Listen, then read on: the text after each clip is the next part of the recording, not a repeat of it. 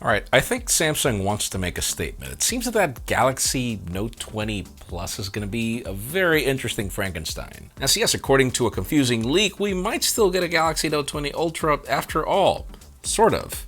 It looks like those mini LED iPads we're expecting next year will bring a new and interesting trick, and the OnePlus Z just went through a new certification revealing some specifications you might want to consider. I'm Jaime Rivera, and thank you all who joined yesterday and Blackout Tuesday. I've been doing the Pocketnow Daily for more than a decade, almost every day, but yesterday we felt it was best to let other more important voices be heard. This is Pocketnow Daily, sponsored by MediaTek. Stick around to learn why you should pick MediaTek for your next purchase.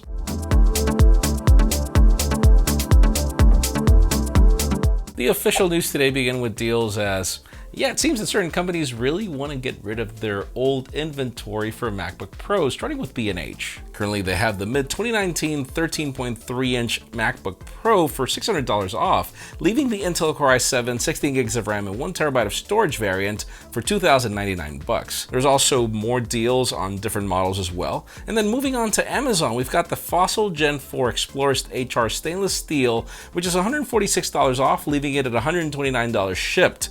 Though, there's a catch. Battery life is not really that great, in my experience. And finally, the original Samsung Galaxy Buds are $30 off, leaving them at $100 shipped. We have more deals on TVs, Nintendo Switch accessories, and more in the links in the description.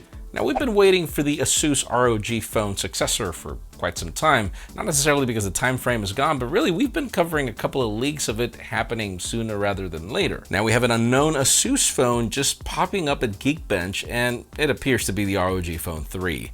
It apparently brings 12 gigabytes of RAM, runs Android 10, and is powered by the Qualcomm Snapdragon 865. We have no word on Asus just yet, but we are expecting this phone to launch sometime in July, along with the Zenfone 7. And yes, there are other certifications and information on this phone coming soon. I wonder if they're going to try a different design that's not necessarily too over the top. You know, for all the times that I've complained about going to CES, this is going to be that year where I don't, because I actually was able to go to CES. That was the last show that actually happened before 2020 pretty much happened in the craziest way. Apparently 2021 is going to be interesting for CES. CTA just announced that the show will be an in-person event next year, but it will have some digital format inclusion. They are promising a physical show as well as an opportunity to enjoy it digitally, but they aren't really sure it will happen 100% in person in case the pandemic is still going on by 2021, so they might still have to restore to a completely digital format. I know, first they say something and then they say something else. However, if the event happens in person as it does regularly, they are promising regular cleaning and sanitation across the venues, wider aisles to allow for social distancing in waiting areas, limiting touch points, medical assistant on site, and more. Now, for those of you that have been to CES, you guys know that's kind of impossible. Which the only way I think that would work is if they limit the attendance, which is what IFA's doing. So I wonder if that's going to be the case. Now, one of the things that made the OnePlus 8 the most controversial launch ever, and by the way, our OnePlus 8 Pro review after 2 months is live, we'll link to that, but think about it as, it went really expensive, and Pete Lau came on record and said that they were going back to the roots with affordable phones, which we understand is a cue to the OnePlus Z, but bear in mind that Z is a successor to the X, which wasn't necessarily a OnePlus typical phone. It was different, and apparently that's going to be the case again. The device just got spotted on Geekbench. We don't have a lot of information except for the model number, test scores, but apparently it will bring a Qualcomm Snapdragon 765 SoC at 1.8 GHz. The benchmark also shows that it will most likely bring 12 gigs of RAM and Android 10 out of the box. Now, as for time frame, we are expecting this to happen in July, so hey, we'll keep you posted. Hopefully it does happen. Hopefully the price is right. You don't necessarily have to go 5G this year, especially not this year, out of all years. And if you thought that getting that 2020 iPad Pro that launched in March was a good idea, I've done repeated videos as to the reasons why it's not. It's not necessarily because this new 2020 model is bad, it's not very much different to the old one, and it's because of all the leaks of everything that's coming. According to a tipster on Twitter, the code names for the new iPad Pros that are coming are J517 and J522. These are the iPads that will bring the mini LED displays, and according to these leaks, they will bring Apple's upcoming A14X chip, along with the Qualcomm X55 5G modem. So yeah, if 5G is your thing, this is the iPad to get. We're expecting at least one of these for the end of the year, but we know that it could be delayed. Now, part of the rumors also claim that the design won't really change. It'll just be this change in mini LEDs, which makes us wonder if we're actually getting a slimmer design in the end, because mini LEDs do allow that.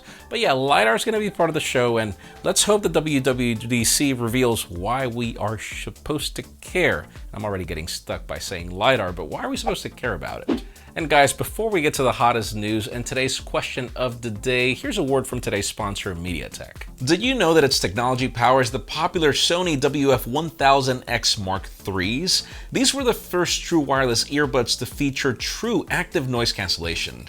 24-bit audio signal processing also makes these one of my favorites for sound quality. We have a battery life of up to 24 hours with the carrying case, and full integration at a tap with the Google Assistant and even Amazon's Alexa Assistant. You can find them on Amazon in the first link in the description, and in the second one, you can learn more as to why brands like Sony trust MediaTek. Thank you for sponsoring this video. And finally, the hottest news today have to do with the convoluted mess that is the Galaxy Note 20 rumors. For many years, ever since the Galaxy Note 5, we've been complaining that the Galaxy Note has become a Galaxy S with an S Pen. Obviously, the Galaxy S did not find the level of popularity that Samsung was looking for, particularly with the Ultra because of a lot of design decisions and so many things.